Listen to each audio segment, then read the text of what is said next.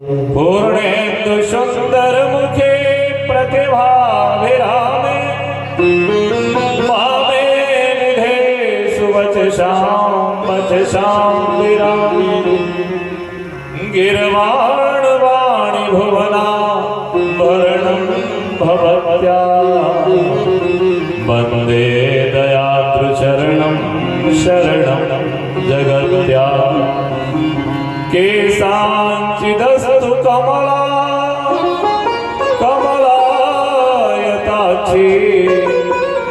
केशाञ्चि शम्भुषमुखे सुमुखे सुमाना अशमदकृते तु जननी जननी त्वमेकं यत् पायये शमकरं मकरन्दबिन्दु द्वेधा कथं कथयते कृपया कृपायत मेधाविनामनुपमो वेदा सवेधा प्रातः अष्टमं प्रकुरुते अनुदिनानि माता जातः कथं न शिशुरेव तवां कृतान्ता भाषा स्वभाव शर्षा त्वमहं प्रशंगा मंदाकिनी मधुमये त्वमहं तरंगा मंदार बालकलिका त्वमहं तदंगा ज्योतिर्मयी विजयसे त्वमहं पतंगा नमः आदिशक्त्याय नमः ब्रह्मा सुजत्यवती विष्णुरिदं महेशः शक्त्या तवैव हरते ननु शान्तकाले ईशानतेऽपि च भवन्ति तया विहीना तस्मात् त्वमेव जगता स्थितिनाशकर्त्री। बोले जगदम्बा माता की जय। पितृष्ण भगवान के चरणारविंदों में श्री रघुलानाथ स्वामी के इस रक्षित क्षेत्र पर हम आप बैठ करके भगवती की परम पावन गाथा को श्रवण करते हुए, बिना शक्ति के संसार नहीं होता, इसकी प्रामाणिकता बताते हुए व्यास जी महाराज समस्त देवताओं को और त्रिदेव जो महाशक्तियां हैं जिनको हम पितरों के रूप में पूजते हैं, देवताओं के अधीश्वर के रूप में पूजते हैं, सृष्टिकर्ता, पालनकर्ता, संहारकर्ता के रूप में हम आप जानते हैं। भगवान ब्रह्मा दुनिया की सृष्टि करते हैं, भगवान विष्णु पालन करते हैं और भगवान शिव संसार का संहार करते हैं। हम लोग यही समझते हैं। यही प्रश्न भगवती के इस महाचरित्र के प्रारंभ में ब्रह्मा के मन में पैदा होता है। जब भगवान नारायण को क्षीर सागर में वो तपस्या में मग्न देखते हैं तो ब्रह्मा जी के मन में भाव पैदा होता है कि आखिर सारा संसार त्रैलोक आपका ध्यान करता है, आप किसका ध्यान करते हैं? कौन है वो जिसकी सत्ता को आप नमन कर रहे हैं, स्मरण कर रहे हैं, याद कर रहे हैं? उनकी सत्ता से आविर्भूत होकर के जगत में आप जो है उनकी याद में ध्यान मग्न है, ध्यानस्थ अवस्था में आप डूबे हुए हैं। इन प्रश्नों पर जो संसार के प्रामाणिक जवाब हैं, व्यास जी ने उन प्रश्नों के जो उत्तर सांसारिक जनमानस के सामने मानस पटल के द्वारा स्थापित किया, वह भगवती क्या जवाब देवी भागवत के रूप में आपके सामने प्रस्तुत है। भक्त परिवार के पितरों की तपस्या शक्ति स्वरूपा भगवती जगत जननी जगदम्बा के रूप में आप हम सबके समक्ष उपस्थित हैं। उन भगवती का चरित्र जो अत्यंत विशुद्ध है, जो अवर्णनीय है, अचिंतनीय है और सिद्ध शाश्वत सत्य है। हम आपने भगवती के उत्पत्ति के विषय को श्रवण किया। समस्त देवी देवता जब महान चिंता में डूब जाते हैं तो भगवती माँ सत्ता स्वरूप इस दुनिया में प्रकट होती हैं और संसार को यह जताती हैं कि संसार मैं हूं और संसार में ही मैं हूं। संसार साक्षात भगवती है जो ब्रह्मा विष्णु महेश और अनन्य देवताओं के रूप में उपस्थित है, और उन्हीं के तेजों का समागम जब होता है, कहते हैं विहाय पौरुषम रूपम सोक सिंहो बभूवः। जब समस्त देवताओं का तेज एकत्रित होता है तो एकत्रित होकर के निश्चित रूप से जो शक्ति का निर्माण होता है वह पराम्बा जगदम्बा जगत जननी का सुंदर स्वरूप का दर्शन महिषासुर जैसे महान दुष्टों के आतंक को समाप्त करने के लिए भगवती धराधाम पर उपस्थित होती है। मानो संसार को वह सूचित करना चाहती है कि कलौ संगठने शक्ति। हमारे आपके इस युग में अगर संगठन है तो शक्ति है। बिखरी हुई मुट्ठी या अलग हुई अंगुलियां संसार का कुछ नहीं कर सकती। जब तक ये मुट्ठी बढ़ेगी नहीं तब तक जीव का कल्याण नहीं हो सकता। तो हमको सफल होने के लिए क्या करना चाहिए? भगवती माँ ने कल यह दर्शन दिखाया कथा के माध्यम से कि जब सारे 33 कोटि देवता आपस में मिल करके उनकी याद करते हैं तो उनके शरीर से एक तेज निकलता है, और वह तेज जहाँ संग्रहित होता है वो आदि शक्ति का स्वरूप धारण करता है। जगत जननी जगदम्बा का शाश्वत स्वरूप बन जाता है, और उस रूप के बनने के बाद संसार की कोई सत्ता उस रूप और उस संगठन का खंडन नहीं कर सकती। और मैया ने देवताओं के उस सुंदर स्वभाव को स्मरण करते ही प्रकट होकर के श्रवण किया और उन दुष्टों का संहार करके अभय दान दिया। ऐसी भगवती का चरित्र है। पूर्णेन्दु सुंदर मुखी प्रतिभा विराज। कैसी है? पूर्णिमा के चंद्रमा के समान सुंदर, शुद्ध शाश्वत और दुधिया रंग के रंगों से ओतप्रोत भगवती मैया। बामे विधे सुवचसा, वही भगवती भगवान ब्रह्मा के वाम भाग में विराजती है। वही भगवती भगवान विष्णु के वाम भाग में विराजती है। वही भगवती भगवान शंकर के वाम भाग को सुशोभित करती है। उन्हीं भगवती का यह चरित्र है, और उनके बिना ब्रह्मा विष्णु महेश की कोई सत्ता नहीं है, ऐसा व्यास जी समझाना चाहते हैं। व्यास जी बताते हैं कि ब्रह्मा सृजत विष्णुरिदम महेशा। ब्रह्मा जी दुनिया का सृजन उनकी इच्छा से ही करते हैं, और भगवान विष्णु पालन भी उन्हीं की इच्छा से करते हैं। और शक्त्या तवैव हरते ननुचांत काले। और जब अंतिम समय आता है तो भगवान शंकर काल से महाकाल की श्रेणी को ग्रहण करके संपूर्ण जगत की समस्याओं का संहार करते हैं। वो भगवान शिव। ईशान ते पिन च भवन्ति तया विहीना, तस्मात् तमेव जगता स्थित नासकत्री। कहते हैं जिन भगवती जगत जननी जगदम्बा, हम आप जैसे कहते हैं शिव, अगर शिव से ई निकाल दिया जाए तो दुनिया में क्या बचे? एक मात्रा हटा दिया माने दुनिया खत्म। ये कहना चाहते हैं कि ये कौन है जो मात्रा है, अर्थात 1 से 9 तक इनकी संज्ञा है। और हमारे देवता क्या है? त्रिदेव क्या है? माने शून्य। और शून्य में जब तक मात्रा नहीं लगाई जाएगी, अंक नहीं जोड़ा जाएगा, शून्य का महत्व नहीं है। शून्य में आप जब 1 लगाओगे, 2 लगाओगे, 3 लगाओगे, 4 लगाओगे, तब जाकर के उनकी सत्ता स्थापित होती है। तो ब्रह्म माने क्या? शून्यता, इन्फिनिटी माने अनंत। और उस अनंत में जब कोई संख्या जुड़ती है तो समझ लीजिए वो संख्या यावत हो जाती है। वो संख्या ही शक्ति है जिसकी उपासना 9 रात्रि के रूप में बताई, 9धा भक्ति के रूप में बताई। और यहाँ पर उन्हीं की चर्चा हम आप करते हैं।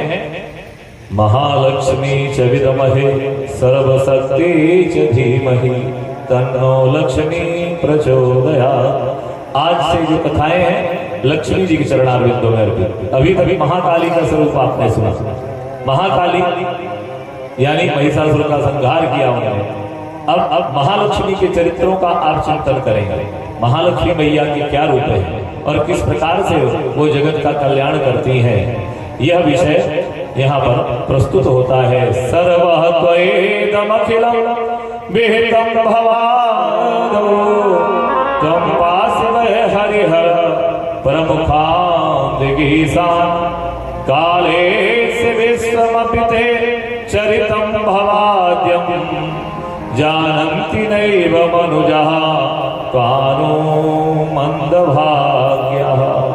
कहते हैं इस सृष्टि में जन्म लेकर के जिस व्यक्ति ने भगवती का चिंतन नहीं किया, भगवती का भजन नहीं किया, भगवती के चरणार बिंदों में अपने मस्तक को नहीं नवाया, भगवती के सत्ता को नहीं स्वीकार किया, वह मानव होकर के भी जीव होने का अधिकारी नहीं है।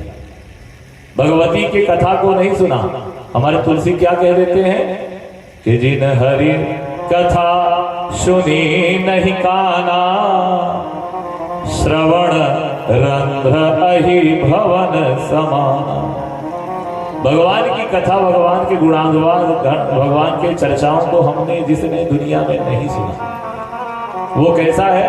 उसके कान को कह दिया कि श्रवण रंध्र अहि भवन समाना। अहि माने होता है सांप, सांप के बिल के समान, बहुत कठिन। ये मानव देह अधम शरीर है, जल जाएगा, गाड़ दिया जाएगा, बहा दिया जाएगा। इसके पहले इस अधम शरीर से हम कुछ सत्कर्म कर लें। ब्रह्मा विष्णु महेश भी इस धरा पर रूप धारण करके आए, उनको भी कष्ट भोगना पड़ा, क्योंकि ये कर्म भूमि है। जो जस करे सो तस फल चाखा।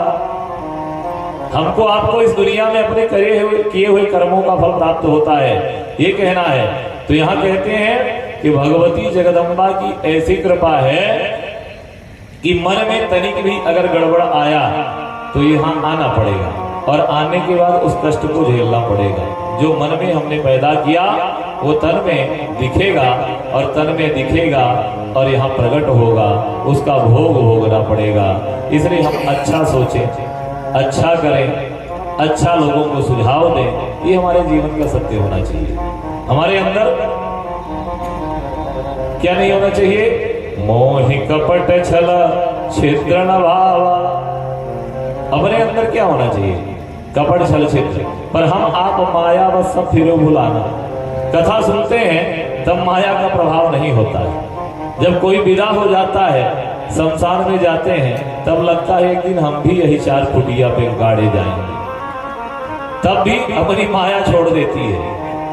कहते हैं माया के स्थानों से हम थोड़ा सा ज्ञान तो प्राप्त करते हैं, बस उसका पालन नहीं करते हैं। उसका पालन करें। ईश्वर सत्य, भगवती की लीला सत्य और जगत मिथ्या है, इसलिए हमको मिथ्या जगत पे भोग करना है। लेकिन योग तो वही है, ईश्वरी सत्ता। हर व्यक्ति कुछ न कुछ लालच में आगे बढ़ता रहता है। इस दुनिया में स्वार्थ की सत्ता पे हम आप जीते हैं। हत्वासुरं महिषरूप धरम महोग्रम मातस्त्वया सुरगणा किल रक्षितोऽयं कांतो स्तुतिं जननि मंदधियो विदामो वेदागतिं तथा तथतया न जगमो। भगवती माता क्या ऐसा लगता है मानो महिषासुर को मार दिया तो दूसरी आतंकी गतिविधियां दुनिया में नहीं होगी? क्या ये दुनिया मुक्त हो गई? नहीं। संसार के हर समय पर महिषासुर जैसे लोग आते रहेंगे और भगवती की उपासना करनी पड़ेगी, तब जाके कल्याण होगा। ये नहीं कि महिषासुर को उस काल में भगवती ने मार दिया तो दूसरी बार महिषासुर नहीं आएगा। अरे महिषासुर के स्थान पे कोई दूसरा असुर आएगा, आएगा जरूर, क्योंकि दुनिया है। इस दुनिया में धर्म की स्थापना के लिए भगवती ने ऐसी नियति बनाई है, ऐसी प्रकृति बनाई है, जिसमें ऐसे दुष्टों का प्रादुर्भाव भी नियति में निश्चित है। पूर्वमयाति कथितं मणिद्वीपं मनोहरं क्रीडस्थानं सदा देव्या वल्लभं परमास्मृतिं यत्र ब्रह्मा हरिस्थाणु स्त्रीभावं ते प्रपीदिरे पुरस्त्वां पुनः प्राप्यं स्वानि कार्याणि चक्रिरे। भगवती ने महिषासुर को मारा और मारने के बाद मणि पर्वत की ओर देवताओं की स्तुति श्रवण करके उनको वचन दिया कि हे ब्रह्मा, हे विष्णु, हे शिव, जब आप हमको याद करोगे हम उपस्थित होंगे। परंतु ऐसा नहीं कि अपने घर में काम हो कि माता जी आज झाड़ू लगाना है तो पधारिए ना, तो माता जी झाड़ू लगाने आ जाए। माता जी आज पानी भरना है, हमारी इच्छा नहीं है, हम आज सोए रहेंगे, 11 बजे उठेंगे, आप पानी भरने आ जाएंगे। माता जी आज हमारे घर में गाय लगाना है, दूध दुहना है, ऐसे माता जी नहीं चली आएगी। इसके लिए आपको ध्यान रखना पड़ेगा। ब्रह्म मुहूर्त में आप उठने का प्रयास करें, दिन के अपने काम करें और फिर निश्चित रूप से भले सो जाएं घंटे 2 घंटे के लिए, पर जो समय का काम है वो समय पे आप काम करते रहेंगे तब आप सही रहेंगे। समय का त्याग किया तो समझ लीजिए मामला गड़बड़ा जाएगा।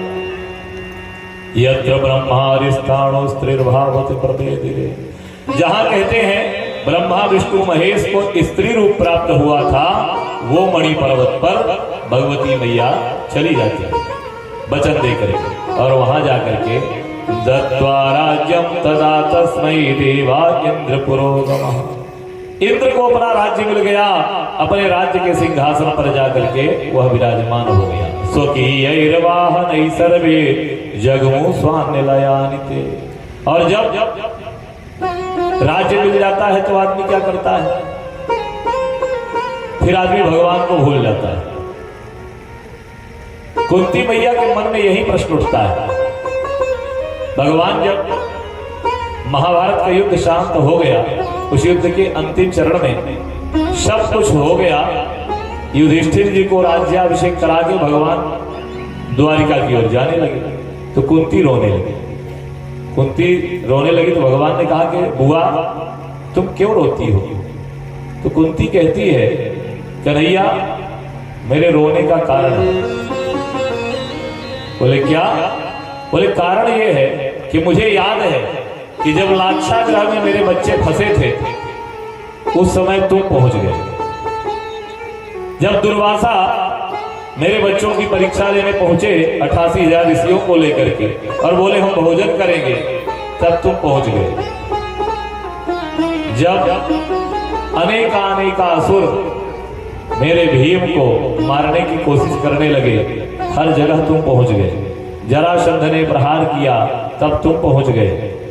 इस महाभारत युद्ध में जहां 11 औक्षोहिणी सेना उन कौरवों की और 7 औक्षोहिणी सेना मेरे बच्चों की, ऐसी सेना जिसमें 11 महारथी हैं, ऐसा महारथी जो अकेले इंद्र को हरा सकता है, सारे के सारे मारे गए। मेरी जो जेठानी है गांधारी, उसके 100 के 100 पुत्र मारे गए, मेरे 5 बच्चों का बाल नहीं बांका हुआ। तब तुम आए, जब विपत्तियां आई तब तुम आए, और आज जब मेरा बेटा राजा बन गया तो तुम कह रहे हो कि मैं जा रहा हूं। ये कहां का नियम है, ये कहां का निर्णय है प्रभु? मैं आपके चरणों में प्रणाम करती हूं और मुझे वो चाहिए जिससे आप यहीं रह जाओ। भगवान ने कहा वो क्या है बुआ, मांग तू। तो उन्होंने कहा कि विपदा में संतु, विपत्तियां दे दो मेरे जीवन में, इसके अलावा कुछ नहीं चाहिए मुझको।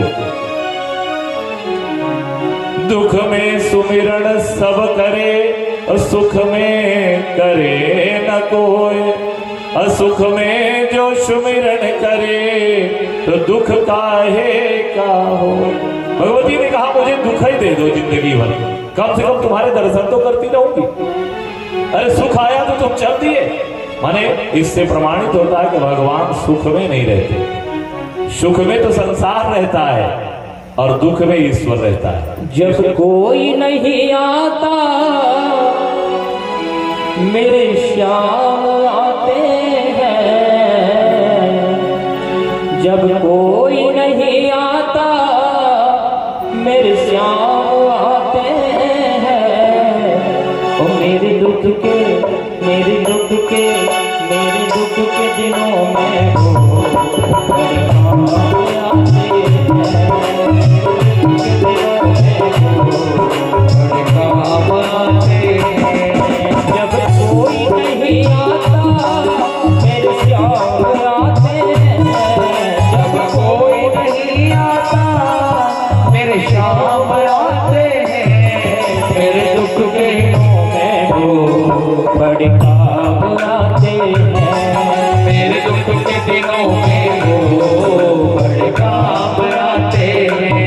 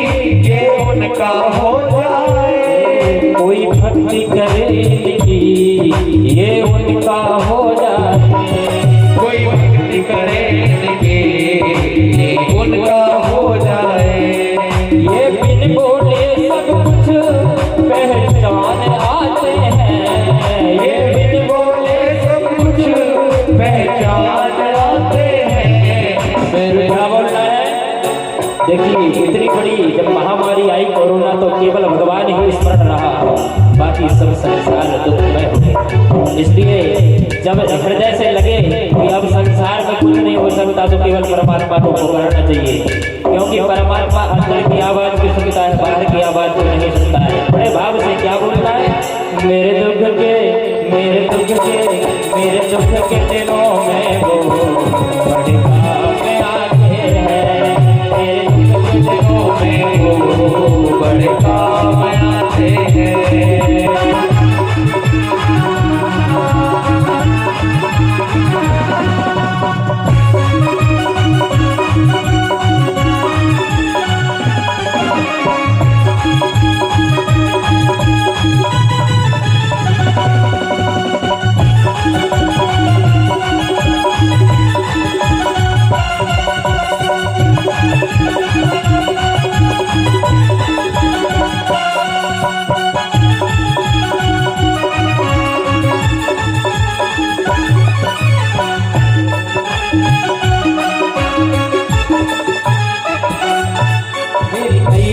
चलती है पतवार नहीं होती, मेरी नैया चलती है पतवार नहीं होती। मेरी नैया चलती है पतवार नहीं होती, मेरी नैया चलती है पतवार नहीं होती। मेरी नैया चलती है पतवार नहीं होती, मेरी नैया चलती है पतवार नहीं होती। किसी और की मुझको दरकार नहीं होती, किसी और की मुझको दरकार नहीं होती।